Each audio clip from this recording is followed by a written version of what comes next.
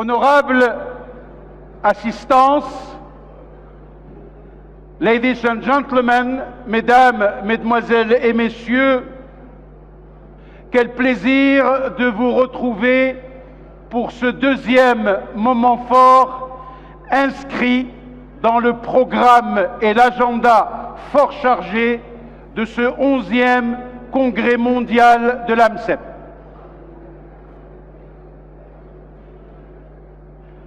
Robert Char disait que le futur n'est pas un endroit où nous allons, mais un lieu que nous créons. Les chemins ne sont pas à trouver, mais à construire. Nous allons, si vous le permettez, construire step by step les différents éléments soulevés par les différents intervenants de ce matin lors de la séance officielle d'inauguration, qui donne maintenant place à ce qu'on appelle communément la session introductive sous la thématique d'actualité et qui nous interpelle à plus d'un titre, comme je l'ai exprimé précédemment, les services publics d'emploi dans le contexte du développement durable et à l'ère du numérique. Honorable assistance, après lecture de ce qu'on peut appeler communément la note d'intention ou la note de cadrage du comité scientifique, j'ai relevé un certain nombre de points concernant un monde de travail qui change, une digitalisation tout azimut. Nous devons absolument anticiper l'éventualité d'un chômage non pas conjoncturel mais structurel pour en mesurer véritablement l'impact sur les inégalités. Bien sûr, vous n'êtes pas sans savoir que l'avenir, la prochaine décennie, verra la création de nouveaux métiers, donc inévitablement de nouveaux emplois. Les enjeux sont majeurs, ces enjeux majeurs que devront relever les États et les services publics d'emploi pour réussir cette mutation des qualifications en garantissant aux citoyens le maintien et l'amélioration des conditions de travail. Cela passerait par la mise en place d'un dispositif ressources humaines et formation, mais aussi l'objectif est de faire fluidifier le marché du travail. Pour ceci et pour cela, j'ai le plaisir d'accueillir sous vos applaudissements Monsieur le Président du Conseil d'administration de l'OIT Genève, Suisse, Monsieur Luc Kortebeck.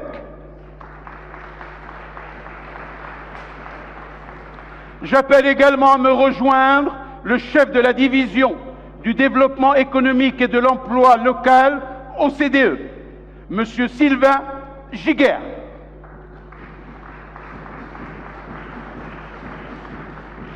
Et le président de PES Network, M. Fons Leroy, qu'ils en soient remerciés de nous honorer de leur présence et de ce processus de partage d'expérience qui nous permettra sans nul doute d'aller de l'avant et de trouver les solutions appropriées. Messieurs, welcome on board, marhaban bikum ma'ana, bienvenue à bord. C'est un réel plaisir pour moi d'échanger avec vous. Alors, comment les choses vont se passer, mesdames, mesdemoiselles et messieurs? Chaque intervenant aura entre 15 à 20 minutes maximum pour présenter son point de vue, pour partager avec nous les expériences. Suite à cela, je me permettrai de donner la parole à l'audience ici présente pour des questions. On se limitera à maximum 5 questions pour des questions de timing. Il est prévu normalement de finir vers 13h, 13h15 pour bien sûr aller vers le déjeuner et reprendre les sessions parallèles. Voilà pour le programme et sans plus tarder, je donne la parole à Monsieur Luc Kortebeck, président du conseil d'administration de l'OIT Genève. Monsieur Luc Kortebeck, à vous la parole. Je vous remercie. Dear President, representatives of ministers, ambassadors, mayor, dear representatives in all your functions and capacities, I'm very pleased to be here together with the very respected people and colleagues of the ILO. I thank and congratulate them for their excellent work here. And for me, it's an honor to be part of this landmark occasion in which the World Association of Public Employment Services commemorates 30 years of existence and of invaluable service to labor market participants, job seekers, and employers in particular. The ILO congratulates you for this important anniversary. Public employment services not only implement national employment and labor market policies, but also inform their development and their constant adaptation to local and economy-wide developments. The choice of the subject matter for discussion at this World Congress, focusing on public employment services in the context of sustainable development and digitalization, could not have been better. This Congress takes place at a time when the world economy has yet to recover adequately from the effects of the global recession that began in 2008. While the unemployment rate has stabilized at around 5.5%, mainly due to recovery in the advanced countries' labor markets, emerging and developing countries' labor markets are still facing unemployment problems compared to their labor force growth. Moreover, improvement in the quality of employment has stalled. In 2017, almost 1.4 billion workers, representing 42% of the labor force, were estimated to be in vulnerable forms of employment. And every year, an additional 17 million join them.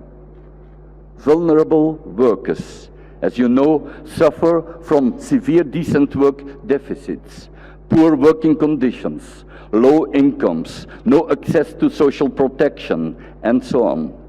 Furthermore, while working poverty continues to fall, its pace of decline has slowed down.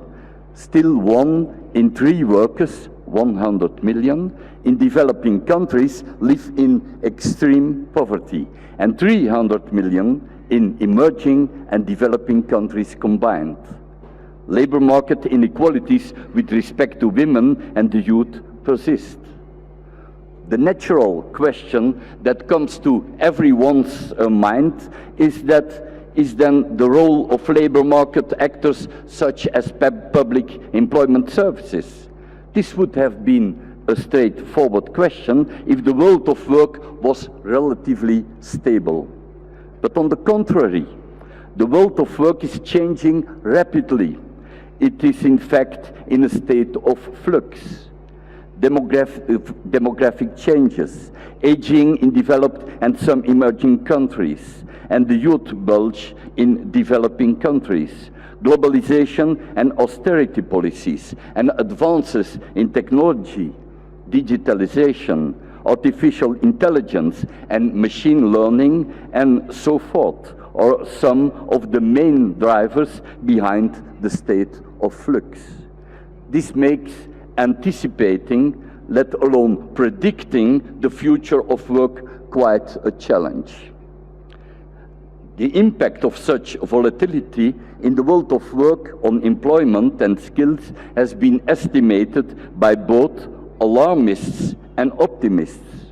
For example, the Oxford Martin School estimates that 47% of occupations in the US and 57% in the OECD will be automatable in a decade or two. The World Economic Forum, on the other hand, estimates a negative net impact of just 5.1 million jobs lost. The most affected jobs, occupation and professions are the routine, repetitive and predictable jobs, most of which are in the manufacturing sector.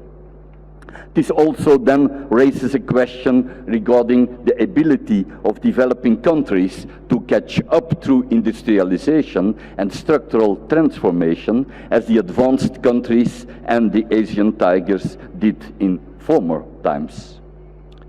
What is important now is how policymakers and labor market institutions respond to optimize the positive impacts and minimize the losses, anticipating which professions will disappear and emerge, which middle-class jobs will be hollowed out, and understanding the job shifts and the nature of the new jobs will help policymakers and public employment services and other labor market institutions better prepare and design appropriate skills development and employability enhancement policies.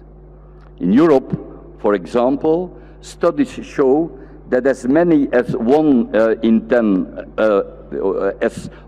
10 adults do not have digital skills, with up to 18% having no access to internet in Europe. In developing countries, it's argued that while the youth are tech-savvy, they in reality do not possess technological skills needed to perform in the labor market. Not only will the number, type, and nature of job change, but also the forms of employment.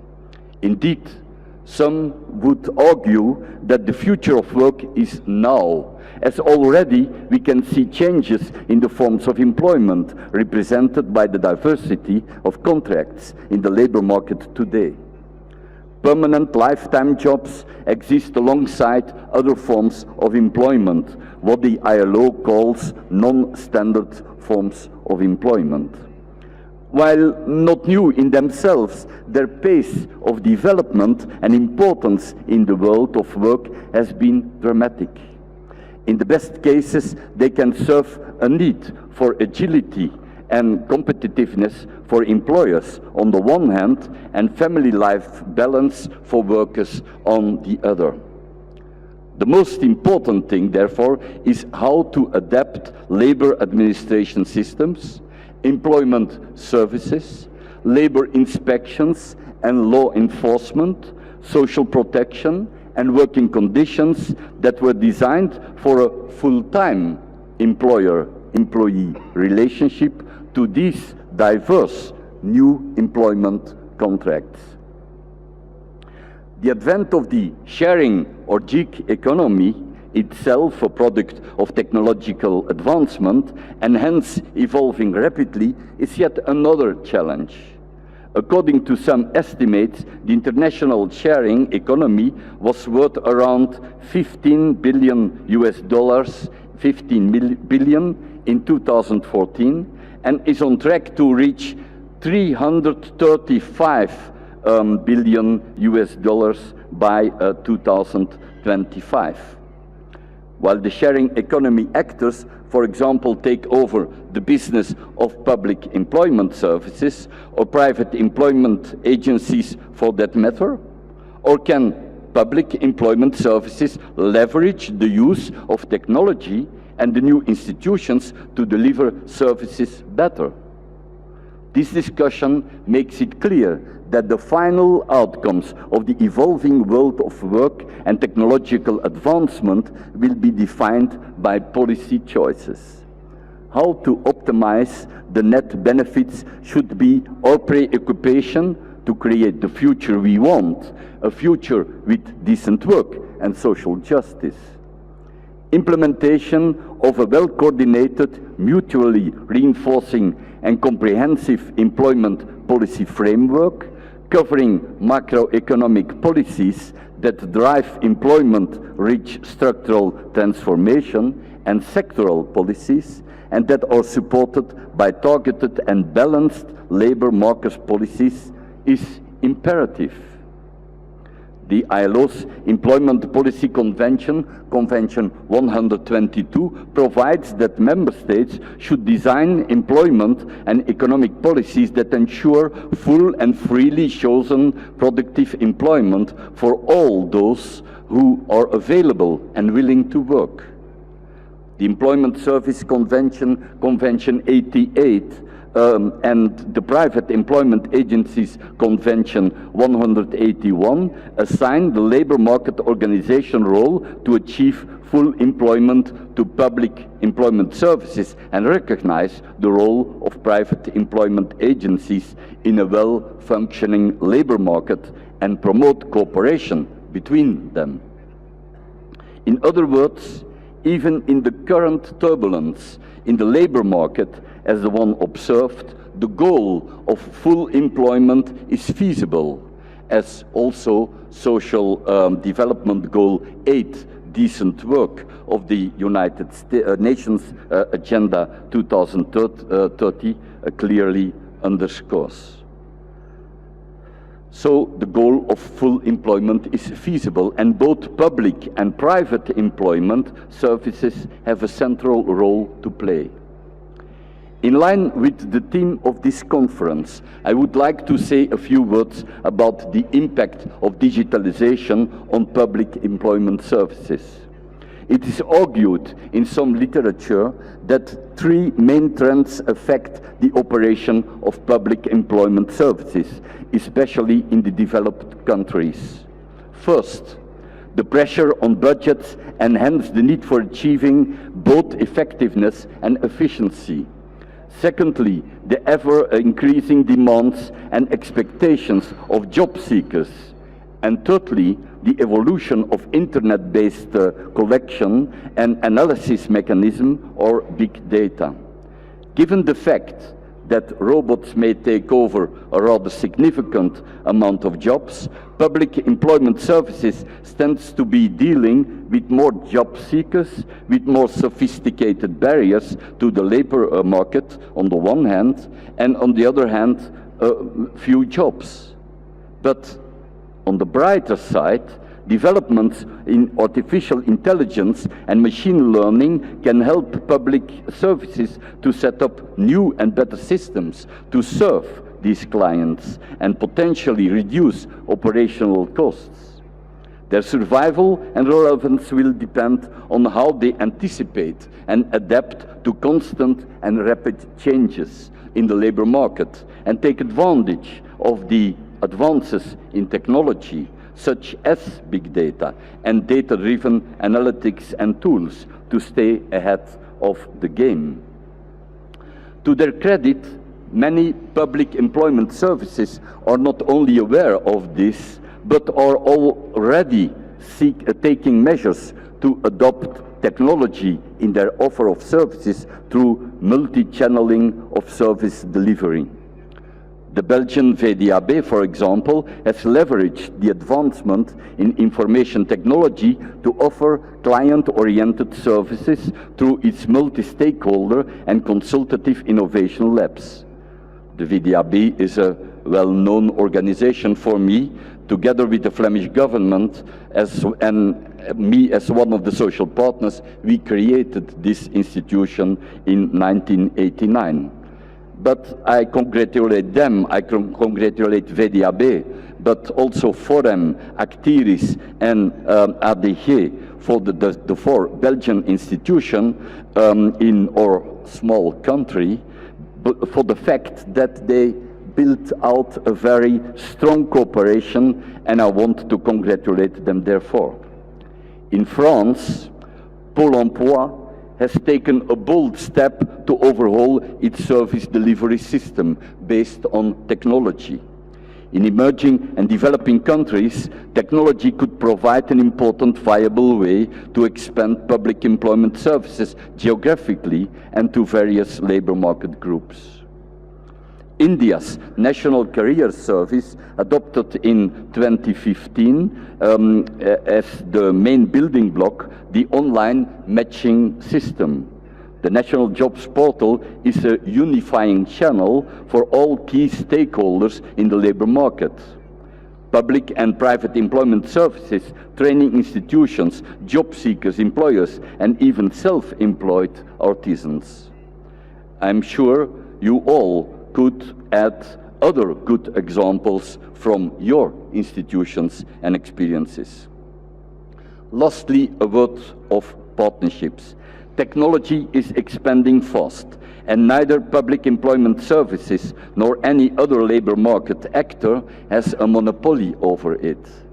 It therefore pays for public employment services to explore beneficial partnerships with private employment agencies and online social companies, such as LinkedIn, Facebook, and JobFight, to expand the outreach of job vacancies and also to harvest information on the labor market.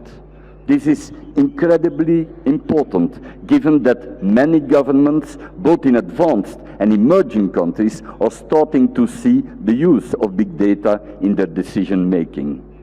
In 2017, LinkedIn had over 500 million members, 9 million employers, and over 9 million job openings. In 2018, in the US alone, 146 million workers have LinkedIn profiles, while 20,000 companies and over 3 million jobs are posted. Furthermore, LinkedIn produces labor market reports based on big data analytics and has entered into partnerships with many governments in advanced and emerging economies and countries. We could go on and on. The bottom line is that policy choice is critical and will determine how public employment services can prepare themselves and manage to make the most of technological advancement and the rapidly changing world of work. The ILO governing body, which I have the privilege to chair, takes a very keen interest in these matters. Through the ILO Global Commission on the Future of Work, a conversation on these issues has been launched, involving extensive discussions at all levels and by all major key stakeholders. The Global Commission will be producing a report at the end of the year that will provide guidance to the International Labour Conference of June 2019 on the future of work. 2019 is the year of the centenary of the ILO. The ILO was created in 1919 as part of the Treaty of Versailles that ended World War I, to reflect the belief that universal and lasting peace can be accomplished only if it's based on social justice.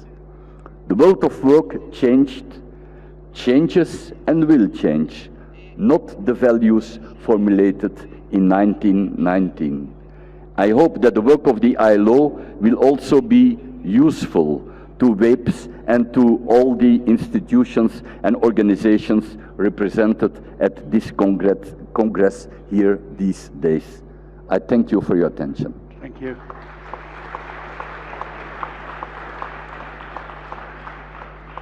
Merci beaucoup. Merci beaucoup, Monsieur le Président du Conseil de l'administration de l'OIT, qui nous a expliqué constat, exemples et chiffres à l'appui, dans une situation de récession mondiale, cette situation spécifique où il faudra se préparer, anticiper et utiliser tous ces outils technologiques que sont l'intelligence artificielle, le big data, mais également tout ce qui est réseaux sociaux. Monsieur le Président du Conseil d'administration de l'OIT s'est posé la question: quelles professions vont émerger, quels métiers vont disparaître? Pour cela et pour ceci, les SPE doivent s'y préparer et véritablement s'adapter en anticipant. Et il finit d'une note très très optimiste et positive: le monde du travail change, le monde du travail va changer, mais pas les valeurs. Merci le Président. Merci beaucoup de votre intervention. Mesdames, Mesdemoiselles et Messieurs, j'appelle pour la deuxième intervention de cette session introductive du 11e Congrès mondial de l'Amsep, M. Sylvain Giguère, chef de la division du développement économique et de l'emploi local au CDE. Merci.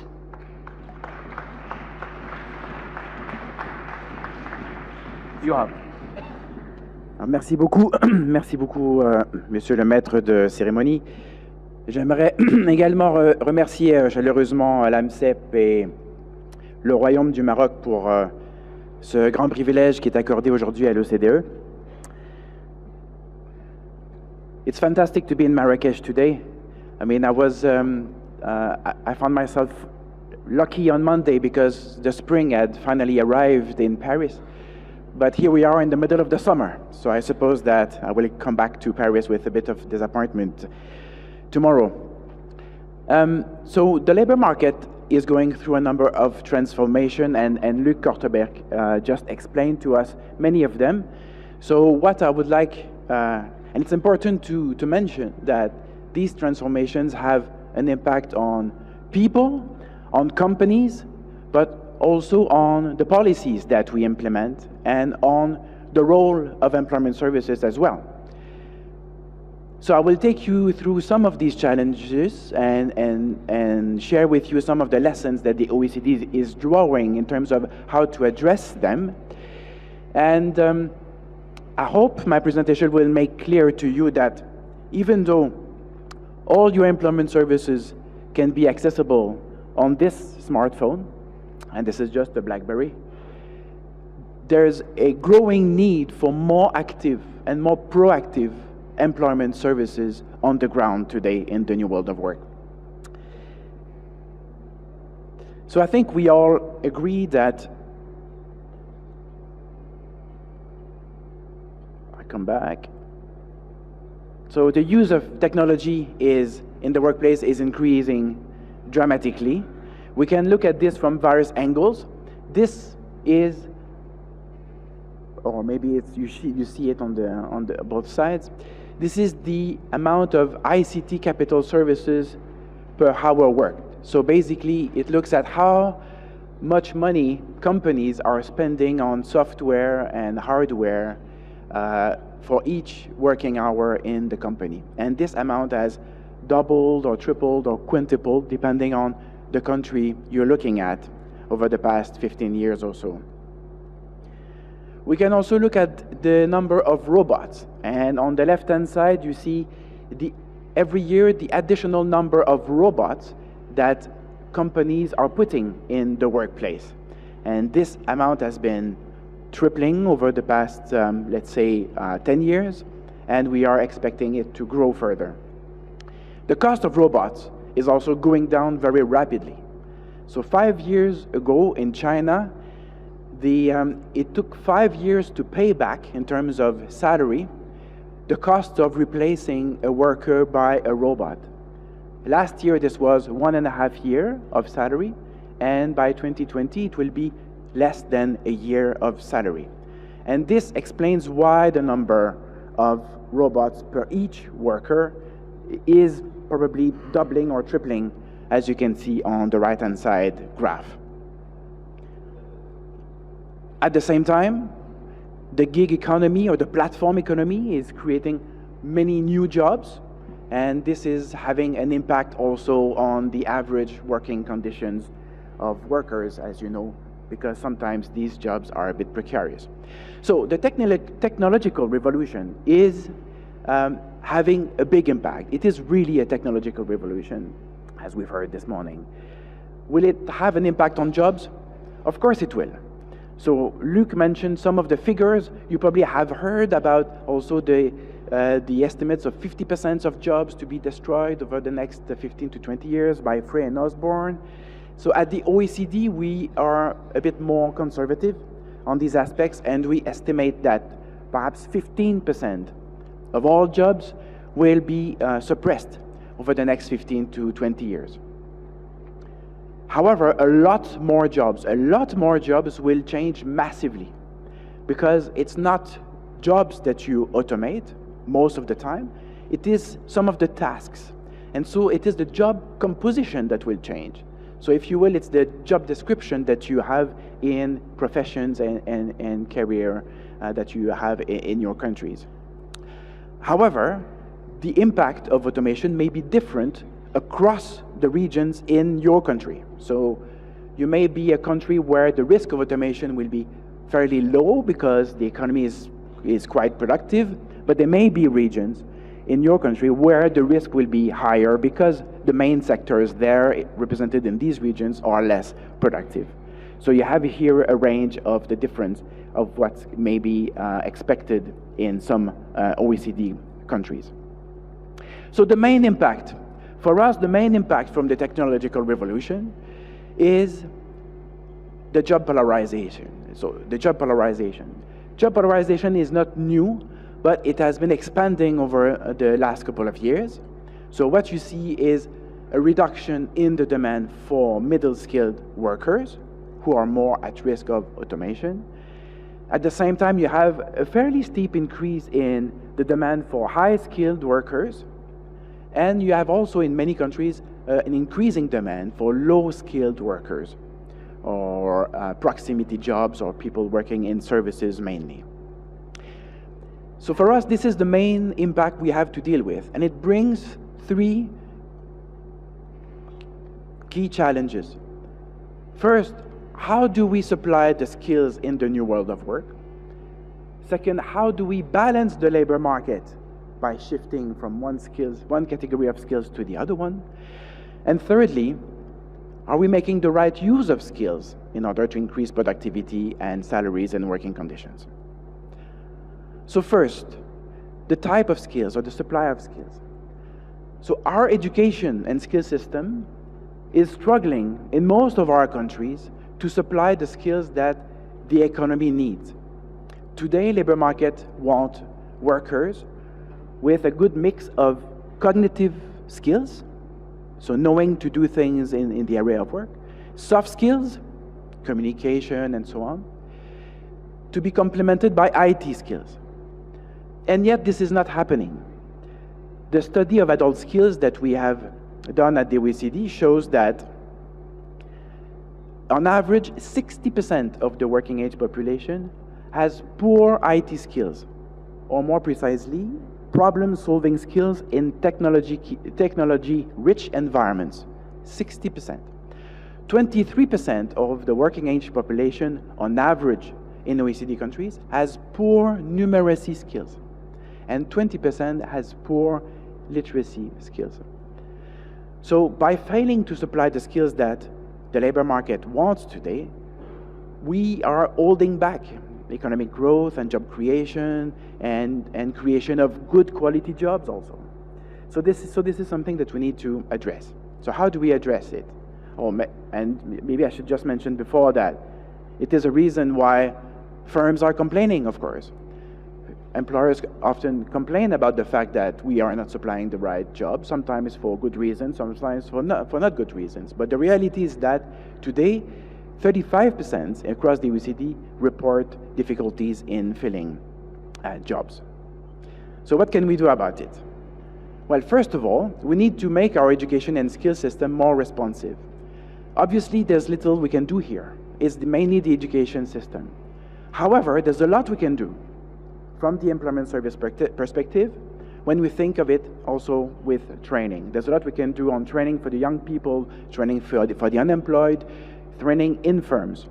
It's important to be able to not to take a one-size-fits-all approach and to provide adapted solutions to the reality that we find at the local level and to identify what the skills gaps are. It's very important to have flexibility in the management of employment programs and skills program so that we can provide those innovative responses. And to do this, strong partnerships with the economic development stakeholders is key, notably in putting together the labor market intelligence that we produce with the economic intelligence that economic stakeholders produce. When you put the two together, it's often easier to see what are the skills gaps that the local sectors and the emerging sectors are facing in our economies. So, and then it's important to be able to influence the skill system in this way. So it's not ideal, but there's a lot of things we can do. In terms of having a flexible management of employment programs across the OECD, we see a lot of differences, and this is very much a very important condition. So here we try to measure the degree of flexibility in the management of employment programs at the local level, sub-regional level. and we take into account how budgets are managed, programs are, the mix of programs is decided, if eligibility criteria can be modified, for example, at the local level. And we see that in large countries, federations like Germany, or small countries like Denmark, you have a lot of that flexibility, which allows to coordinate labor market programs with economic development, for example, at the local level. But also you have small countries like Greece, like the Slovak Republic, or federations also like Australia, where you have less flexibility because the model is different. In Australia, they prefer to manage a contract with the private service providers, managed from the central level. So it has some advantages, but also some disadvantages. I'll stop on this in terms of this element, but I think it's very important. So the second challenge, I talked to you about the polarization with the decrease in the demand for middle-skilled workers, while you have an increase in high-skilled workers and an increase in low-skilled workers. So we need to balance the labor market by helping the middle-skilled workers to acquire the skills that they would need in order to get better quality jobs. But we are failing to do that. And the danger is that if the middle-skilled workers cannot access those better jobs, they will compete with the low-skilled workers for the low-paid jobs. So not only they're getting a lower salary, but they're contributing to dampen further overall salaries because they are crowding out the market for low-paid jobs. And this is probably why today we are not seeing so much inflation in our economies. So what can we do about this? Well, fortunately or unfortunately, we can draw on the experience that we've built over the years in how to upgrade the skills of the low-skilled workers, because this has been a priority since the year 2000. And we need to continue to upgrade the skills of the low-skilled workers. These are those who benefit the least from vocational training. But we can really use what we've identified in terms of what works well and what doesn't work well to provide lessons for helping the middle-skilled workers to acquire more skills. First of all, we need to make sure that the training is flexible in terms of modular training, part-time, and so on, as well as now using e-learning methods. We also need to engage employers and employees and helping them to identify what they can gain from additional training. And this is very important. If they know what is to gain, they will contribute, they will more easily make a decision to invest with their own time and with their own money. And so many countries have tried with tests which can be used for employers and employees to assess what is it that they can gain from additional training. We can use intermediaries for doing that between training providers and employers, and this can be a role of employment services, for example. And we need also to, of course, pool SME needs and work more specifically with the SMEs which have less capacities to undertake training. And now I'll come to my last challenge, which is the most difficult one. So even if we were able to supply the right skills that the economy needs, even if we were able to balance the labor market and upgrade the skills of the middle-skilled workers, we probably would not be able to increase living standards significantly. If we want to increase living standards, we need to increase salaries. If we want to increase salaries, we need to increase productivity. One of the best ways to increase productivity is to make full use of the talent that is available in the companies. And this is not happening. From our OECD study on adult skills, we see that a significant share of the skills of people is not properly used in the workplace, whether it is developing countries or developed countries. And this is one of the reasons also why we have so much overqualification in countries like Morocco, for example. So it's really a situation which addresses all countries. Countries which want to escape the middle skills trap need to focus on how skills are used in companies. And the relationship between skills utilization and productivity is clear. Here we're looking at the use of reading skills, not how we read or if we have learned to read in schools. If we apply reading in the workplace, has a relationship with productivity. So it's important not only to invest in the supply of skills, which is essential, we also need to make sure that the skills is used by the companies. So not only investing on the supply, which is the horizontal axis, but also making sure they are used and demanded by companies. And in this way, you can reach a high skill equilibrium where you create a great proportion of good quality jobs. So how do we do that? Very quickly. And this is a role that employment services can play. It's important to be able to spot the high turnover companies, because a high turnover may be a signal that something is going wrong in the company. So instead of repeatedly filling this gap in the same company, it may be better and more efficient in terms of using public monies to work with other stakeholders and to try to identify what is the problem in this company. In many countries in Europe or in America, unemployment is going down. It's not a question of, filling more people. It's a question of better using the talent that we have. So we can develop human resource development services, workforce planning services. We can share the files on firms with other providers so that we don't work in silos. And this is a good opportunity for partnership between private employment services and public employment services. We can work likewise with economic development agencies and chambers of commerce and work with consultants for the more complex case. And at the same time, building partnerships, bringing together, of course, the economic stakeholders, but also going to see the universities and the training institutions so that they can do more in terms of helping the small firms sometimes, doing applied research, being more involved with local SMEs. And so I'd like to leave you with this. I hope I've been able to convince you that today employment services they should also play a more meaningful role, a more active role. They can play a role of leader in more flexible employment services where you have this freedom to coordinate with economic development, with skills development. It will be easier to partner with skills partners to, in practice, deliver results on lifelong learning, so upgrading the skills of the low qualified workers and the middle skilled workers, and likewise to partner with economic development stakeholders and engage employers in making a better use of talent, which will increase productivity, raise salaries, and living conditions.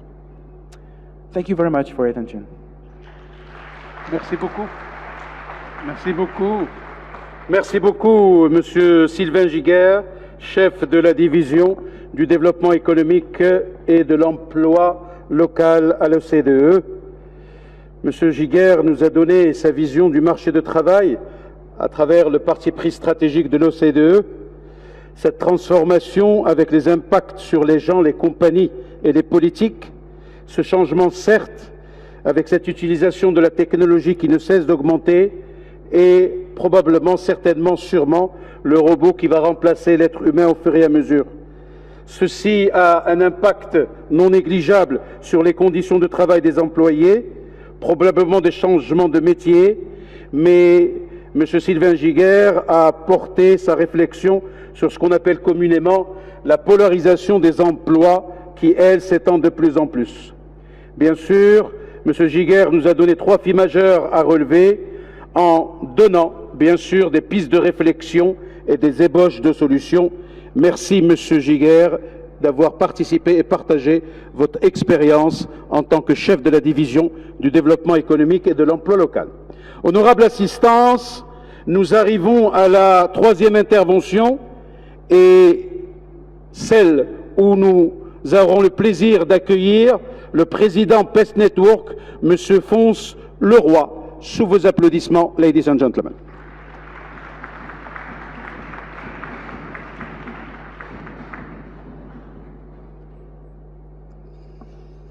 Okay. Dear colleagues, dear friends, dear partners of WAPES, let me first of all thank the former president and the former managing board for the enormous work done the last 3 years. Let me also, on behalf of the PES Network, congratulate Noureddin with his appointment as the new chair of the WAPES Network.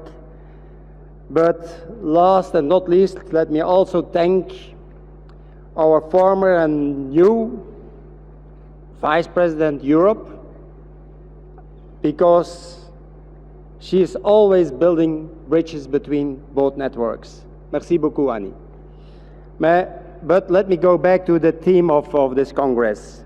What will be the role of public employment services in the digital era and in this VUCA world? And I hope by now that if you read the long-term strategy, that you're now all familiar with the acronym VUCA, which stands for volatility, uncertainty, complexity, and ambiguity. And these are four main characteristics of our society of today, but also of our economies and our labor markets. And of course, we know that the main drivers of this VUCA context are the new technologies based on robotization, digitalization, big data, Internet of Things, and so on, but also linked with new economic models, such as the platform economy and the sharing economy. But even important as those new technological evolutions are the evolutions in society, in broader society, which are really important for the WAVES network, such as the globalization, the demographic shifts, the diversity in our world, the climate change. And if we take all these evolutions in account, we are really moving towards a transitional labor market. Almost 30 years after the first study of the German labor market expert, Gunther Schmitz, about the transitional labor market. Now we are really moving towards this transitional labor market. And of course, this transitional labor market has an enormous impact on the role of public employment services. I will be short but sharp about the role of public employment services. First of all, if all people at work will face more and more transitions within their company, within their job, from one job to another job, from one company to another company, from one statute to another statute, from one economic sector to another economic sector, then it should be clear that public employment services can not only address their services any longer only to job seekers, because all people active on the labor market are potential job seekers, are people facing transitions. So we should move from public employment services to public career development agencies. Or, to use the words of the recent book published by WCC, it's about managing the workforce. It's not any longer about only managing the population of job seekers. We should manage the workforce, because the whole workforce is confronted with those VUCA evolutions. That's my first point. My second point is that in a transitional labor market, competences, skills are the key elements in a career development approach. So we, as public employment service, we should be the experts on competences and skills and develop well-built competence-based matching system and even pre-matching system to guide people throughout their transitions. So my second point is we should invest in competence-based policies. My third point is that if we know, and it was said by previous speakers, that we will now new jobs in the future, some jobs will disappear. We will, in every profession, we will work with robots or forms of automatization, and we should opt for cobotization. Then, in my view, it's not so much about levels of skills or acquiring the necessary technical skills. It's foremost in investing in the 21st century skills. The soft skills that people need to cope with all those transitions in the world of tomorrow. And that needs a huge investment in promoting but also investing in training so that every people active on the labor market has the 21st century skills in his backpack. Because these skills guarantee that people will find their way in a changing world.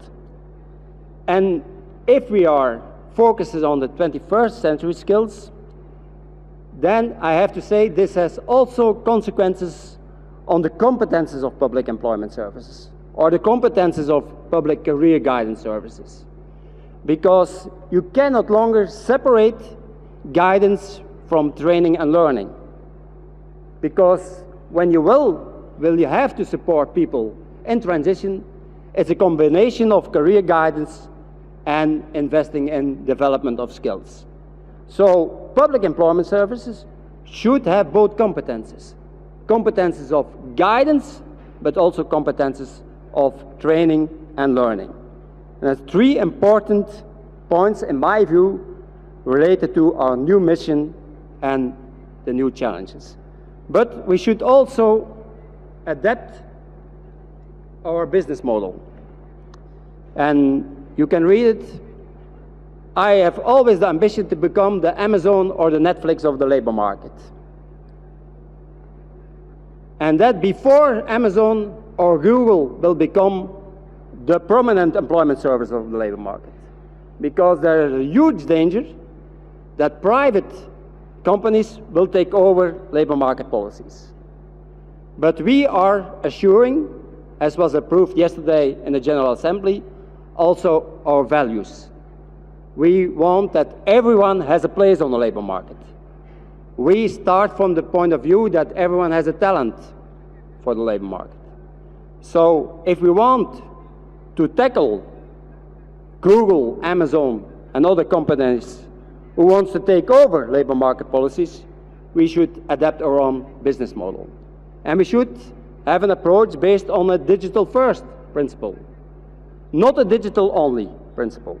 It's not about creating a new digital divide within our customers. It's about a digital-first approach so that we can reach all the people more effectively, more proactively when they are confronted with transitions. And it's also important to implement the principles of co-design and co-creation. It's one thing we, as VDAB, learned with the implementation of the Youth Guarantee is, well, let's create the services, the measures with your customers. They are more effective, they are more appropriate, they are more attractive than if we create services on our own. So we should invest in co-design and co-creation and adapt our business model that way. What I say is not a dream. It's happening today. I will not go, I prefer to have some time for discussion and for questions. I will not go in the depth of the examples I will show. We can disseminate them through the WAPE's website. But for example, in Denmark, they have a really well-working statistical profiling system, combining administrative data with data, personal data of job seekers to define the best way for integration for every job seeker. We in VDAB, we will launch in September our Netflix so that every job seeker has his own proper page, not only with the job offers linked to his profile, his diploma or experience, but also job offers linked with his competences, even competences acquired outside the professional context, but also successful offers which were used by peer profiles, so that every job seeker has a big view on the possibilities offered by the labor market. Estonia has a really performant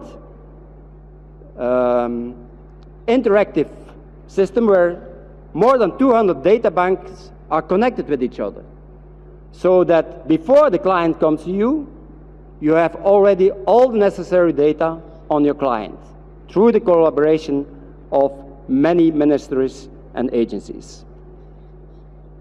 We can also refer to La Bonne Boîte, Pôle Emploi, where job seekers can find employers even before there are vacancies on the market, because they know that the profile of that employer will suit to the job seeker. So it's about using new technologies, for example, also blockchain technology, to make sure that we can use the new technologies to offer more tailor-made, more proactive, and more appropriate services. I'm really convinced that we, and not Amazon and not Google, we have the expertise to provide, to create these services in co-design with our customers. So if I was at the start referring to this acronym of VUCA, well, we should also produce a VUCA answers, but based on a strong vision, understanding, cooperation, and agility. If we as public employment services can show that vision, can connect with our customers, can cooperate with numerous partners, and can organize ourselves as agile organizations, we can make sure that our clients will find a sustainable career in this transitional labor market. But also, through the use of new technologies, we can improve our services, make our services more tailor-made, but also create a more inclusive and a more sustainable labor market. And I was very happy yesterday when the long-term strategy of WAPES was approved, because in my view, the long-term strategy of WAPES is a strong base to face, but also to shape the future of work if we are willing to innovate our services, if we are willing to share our experience, if we are willing to use the experience of the network so that our customers, wherever they live, can have a sustainable career. So many challenges for PES, but I think we have the ambition, we have the power, and it's not a question, Sylvain, if we can or should play this role, we will play this role on this new matter of organizing the labor market, and that in the profit of our customers, job seekers, people who are active at work, but also companies. Thank you for your attention. Bravo. Bravo. Merci beaucoup, Monsieur le Président PES Network, Fonce Leroy, de cette brillante intervention. Le président de PES Network a décollé en VUCA et a atterri en VUCA pour nous expliciter ce processus de volatilité, d'incertitude, de complicité et d'incertitude nous permet automatiquement d'arriver à un processus de vision, de compréhension, de clarté et d'agilité.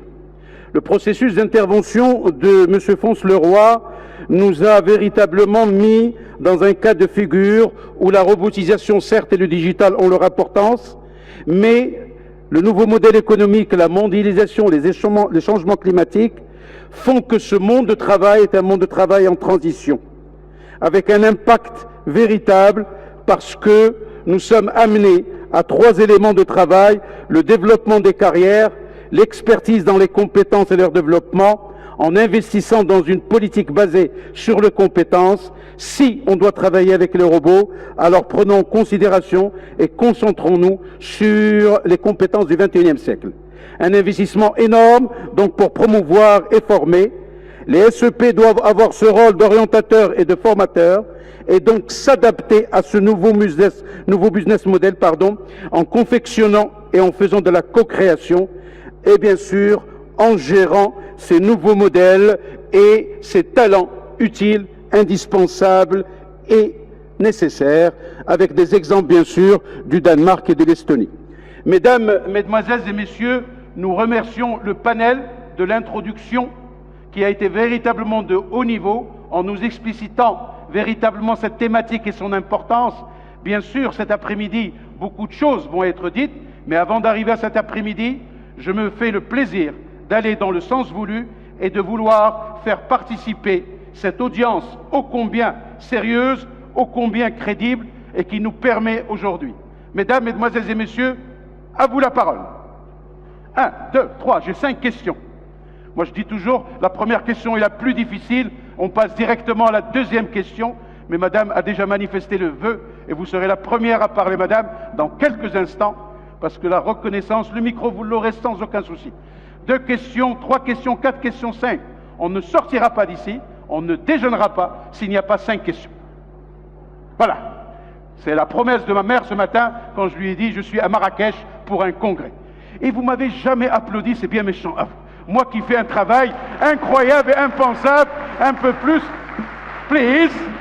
D'accord, voilà, ça met un peu de convivialité, de cordialité dans ces gens de l'emploi et qui font tout pour que nous puissions travailler. 1 question, 2 questions, le président d'honneur, encore 3. Sinon, pas de déjeuner, rien. Voilà, c'est une décision du comité d'organisation, ce n'est pas moi. Madame? Non, Madame ne veut pas parler, ce n'est pas un problème. Alors on va commencer pour laisser mesdemoiselles les hôtesses d'accueil. Auriez-vous la gentillesse, sinon je ferai ce travail avec grand plaisir, si Monsieur Fonce-Leroy me donne le micro avec son aimable permission. Waouh, vous êtes déjà fatigués les jeunes, hein. Heureusement que nous, les moins jeunes, on est. Madame, à vous la parole. Vous dites votre nom, votre prénom, et surtout votre numéro de compte bancaire. S'il vous plaît. So, I'm not going to be paid. My name is Susanne Kratz. I'm second national expert from the Public Employment Service Germany, working for the European institutions. Thank you. And I'm glad that my question brings you closer to the lunch. So I thank you for the very rich and inspiring contributions that were quite well complementing each other. I have 2 comments, not real questions. The first one regards Sylvain. You made very good points as regards the risk of following out the middle. But having done some projects for the Commission and reading other work and looking at the situation in Germany and some other countries, I must openly say I would warn to no longer qualify young people and unemployed in the sphere of middle qualifications. Because what we see that in many crafts there can be shortages. Germany is particularly suffering from that, but also when I did some years ago European analysis with a team of researchers, we also found that the situation is very varied within this middle segment.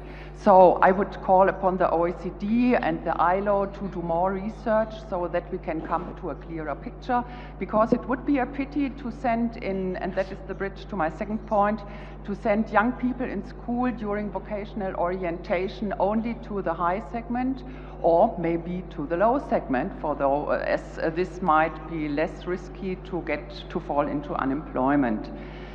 And my second point that leads to the VUCA concept and transitional labor markets and a new concept for public employment services as a public career guidance services, or strengthening at least the service, because there are other players in the countries too. And that is my other background. I was a member of the European Lifelong Guidance Network, where we discussed very much how to better prepare young people for transitional labor markets, starting in schools, whoever provides career guidance services. And that led to a conclusion, having been confirmed by a council resolution in 2008, that young people need a special set of skills called career management skills. And that does not only have to do with more rapid technological change, but also with the increasing flexibilization of the labor market, because what we see are increasing shares of temporary employment, especially for young people in all countries. In some, at the entry, there are more than 70% on a temporary contract. So they need career management skills, better knowing on this personal project how to prepare themselves, but also being able to work with new technologies doing this, and to get better awareness to be prepared when employed, that they have to look for further training on the job to be prepared for this labor market. So that was a bit long. Thank you for attention. Merci, merci madame. Merci madame. Nous allons passer à la deuxième question qui est programmée. Il y avait une deuxième question. Monsieur, mademoiselle, aurez-vous la gentillesse? Voilà. Et monsieur, donc on en a trois. Monsieur le président d'honneur, merci. Merci beaucoup.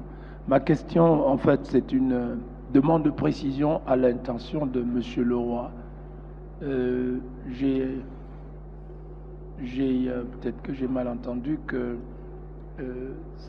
ce nouveau système change-t-il le rôle et la mission des services d'emploi public? Je voudrais être sûr que vous parlez de mission et de rôle, ou alors des méthodes qui vont changer, de la manière de travailler, de l'adaptation nécessaire sur tous ces changements du marché qui sont là, parce que le rôle d'un SPE, notre rôle, notre mission, elle est éternelle. C'est la mission de rendre plus transparent le marché de l'emploi, c'est rendre transparent le marché de l'emploi et de placer les chômeurs. Quand nous formons, la formation, c'est un outil qui sert à rendre le chômeur plus apte à avoir des compétences pour pouvoir occuper un poste de travail, donc pour être placé.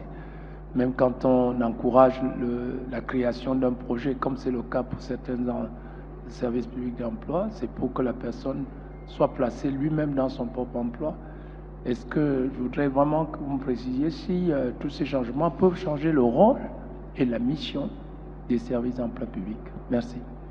Merci. J'ai oublié. Merci. J'ai oublié au départ Pardon? J'ai oublié au départ de dire toute mon admiration et mes félicitations pour les trois intervenants. C'était extrêmement enrichissant. J'ai pas arrêté de prendre des notes. Merci beaucoup pour vos interventions, vos brillantes interventions. Merci pour votre intervention, Monsieur le Président d'honneur. Monsieur, s'il vous plaît. Hello, good morning. Charlie Terrell of the United States. In the United States, we have seen a 20-year decline in funding of our employment service by the Congress. As a result, and now at a time of low unemployment, we are seeing that hard-to-serve populations are the only ones that we have funding to serve. We are a universal system, but in the future that may change. Are other countries facing similar experiences at a time of declining revenues for their systems? Thank you. Merci pour votre question. La dernière question peut-être. Y en a-t-il en salle? Monsieur le Président sortant.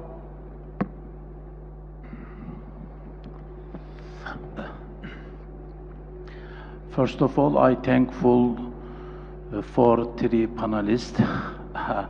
I don't think it is necessary to ask question. Generally, after presentation, we ask all audience, do you have any question? Do you have any comment about our presentation? We can say, if anybody asks a question, we need continue to ask a lot of things. The other side, anybody haven't got any comment, we can say everything is very, very clear. First of all, really our friends really explain all things very clearly. Everybody depend on time, a short period, everything really is very understandable for us. I think in all room, everybody knows our responsibility is really very high. Therefore, we know responsibilities, we know our homework.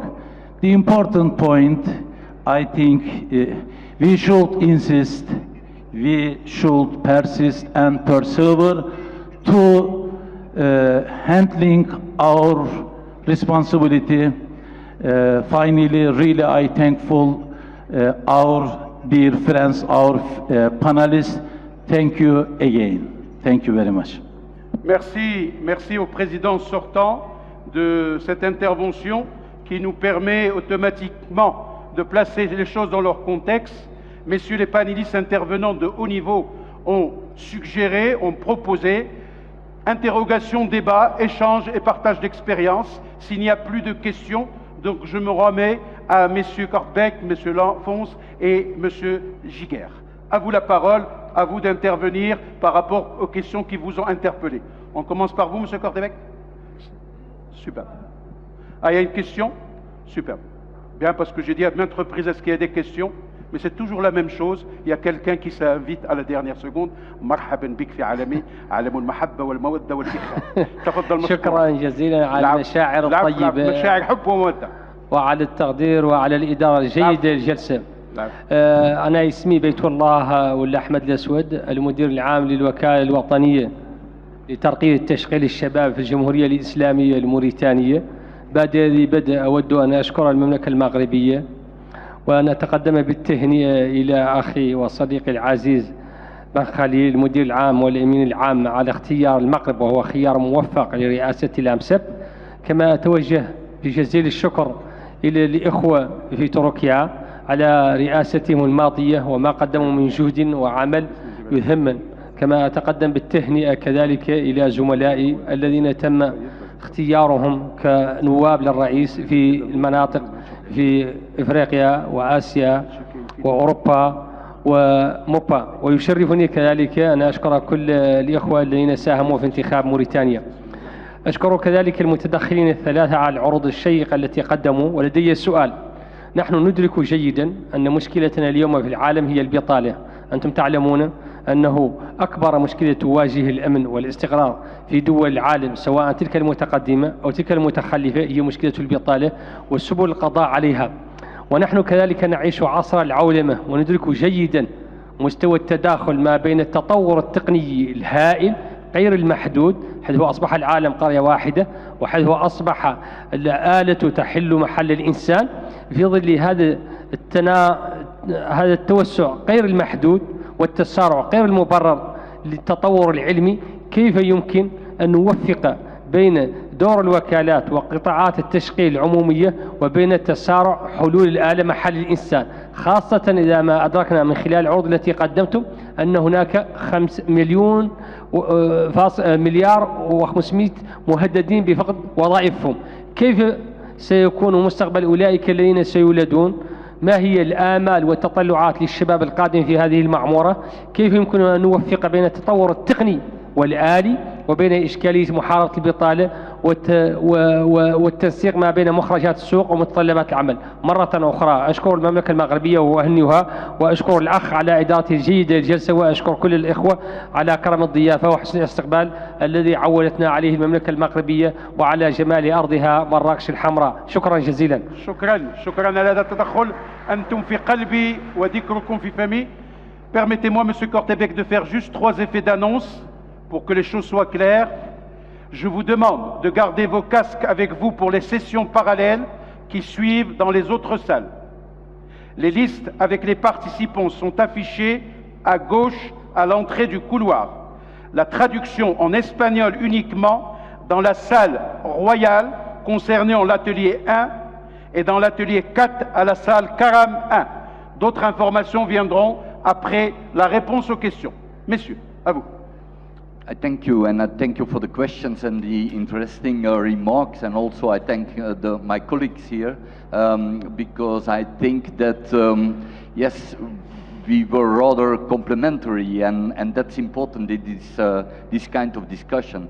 And I agree that it is complicated, and it will be more complicated to measure the level of skills and the level of education of people. I think this is a very important issue for the future, and also to make the linkage to their work. And I think, and I dare agree with Fons Leroy, that new skills, that we have to go not only in the direction of technology, but also management of their own life, of their own situation. What will be very difficult, because a difficult point because, of course, they have to manage a situation on the labor market with temporary jobs, with partial jobs, and so on. And at the end, every human being wants to have some stability in life too. We have to think about this. And this leads me to the second point, and this is about which institution can have which role about this. And I know very well, of course, that the financement of the institutions, employment institutions, is a problem in some of the countries, but we have to think very clearly. And as we said, it is a political choice and will be a political choice in the future. And we have to cooperate, of course, with these commercial institutions and companies. That's very clear. But on the other hand, you only have the societal responsibility. And this societal responsibility is about the economy of your country, but it's also about providing decent work to people. So I think that we need you. And if I'm speaking from my position as ILO chair of the governing body, I think this is important. This is the message I can give you, that from the ILO, seen from the ILO, I think that you have to play a very important role in the future. Merci, merci pour cette intervention, Monsieur Kortebek. Monsieur Giguère, des éléments d'appréciation par rapport aux questions posées? Yes, thanks to all the comments, which are very valid and enriching for us. And I would like to agree with what Luc just said. And the paradox is that we are asking more, or we are saying employment services should be doing more in terms of being, for example, the Amazon nationally, and be able to connect everybody and everything, and at the same time having a strong presence on the ground where we need leaders, we need people to bring people together, and yet, as the US colleague said, resources may be diminishing, and so we need also to reinvent or develop new business models. And I think we have some pioneers in this assembly, which is great, like Vidyabi and the others. So we need to, more than ever, share those practices and make sure that everybody benefits. And maybe just to comment on what Suzanne said, yes, so the middle skilled workers is a rather heterogeneous group. So it will be very interesting to provide meaningful answers, because it brings together various, people in various situations, and yet we have those skills mismatch. We need to address those, and we need to make sure that those people make the best of their skills in order to get a better life, and make sure that, and by helping them, we will also help the low-skilled workers, even though additional work needs to be done with the low-skilled workers as well. So I'll stop here. Thank you. Merci, Monsieur Giguère.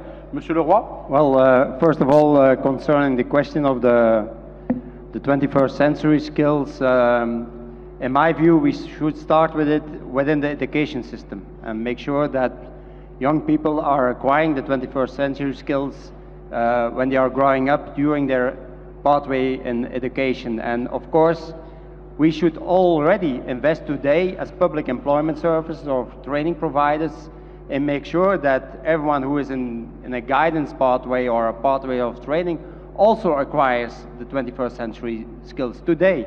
For example, we introduced the 21st century skills generally in all our vocational trainings. It's not any longer, as pointed out in our long-term strategy, former President, it's not about quick activation, it's about sustainable activation. And 21st century skills is a way to provide sustainable activation. That's, for me, very important. The second point is we could discuss long about vision and roles of public employment services. What I didn't mention is leadership. And I agree with you, Camille, what you said in your speech. We should, as heads of public employment services, we should show leadership. We should not be afraid of the challenges to come. We should see them as opportunities, but built on our strengths and our common strengths, I'm sure we can provide answers for every citizen in the future. Not only within the policy frameworks we are working in, but also to alter the policy frameworks, because we are working evidence-based on the labor market. We see the problems of the labor market. We know the gaps in policy frameworks. So it's also, for me, a sign of leadership is to show to the policymakers that there are some gaps in the policy frameworks. Evidence-based, not taking political position, but evidence-based, say where do certain frameworks don't fit with the problems we encounter every day on our work floor. Merci, ladies and gentlemen. Merci beaucoup.